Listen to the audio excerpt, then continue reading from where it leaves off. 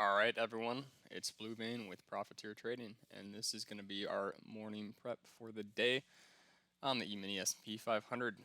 Here we have it written out. Let's just start from kind of the session remarks. Obviously, we had quite a wild overnight session here. A lot of headlines coming out.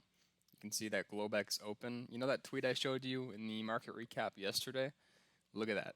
It played out perfectly. That guy really had solid notes. So the entire US session was chop, chop, chop, chop, chop.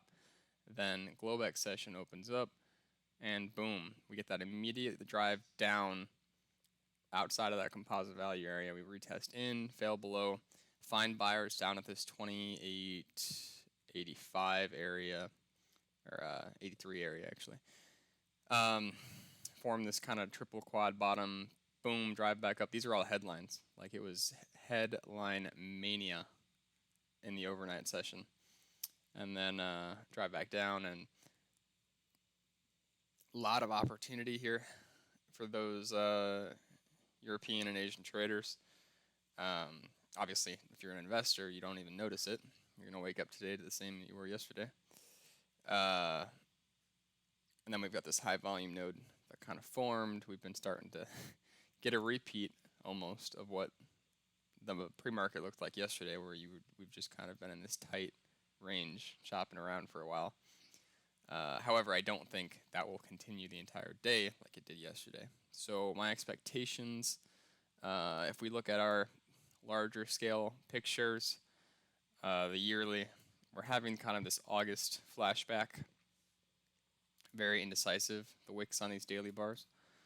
And we're pushing into the -2 standard deviation of the developing value area low.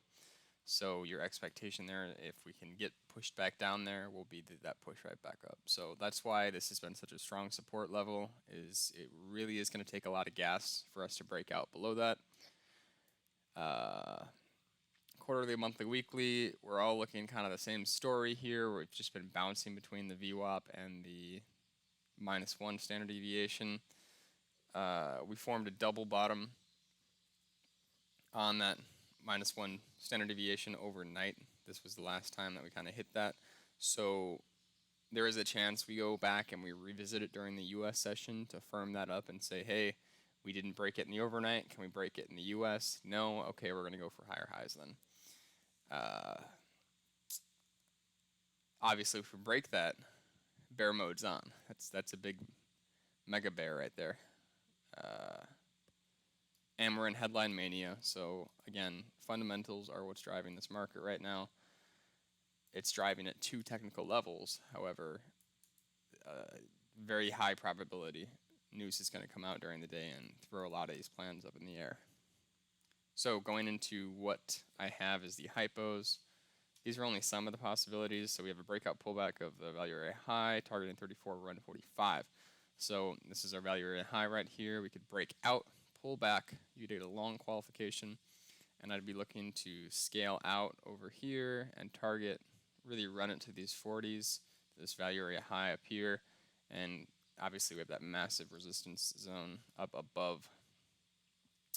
Second probability we have is a drive up, hitting that value area high like we did here, forming that triple top, and then bouncing back down.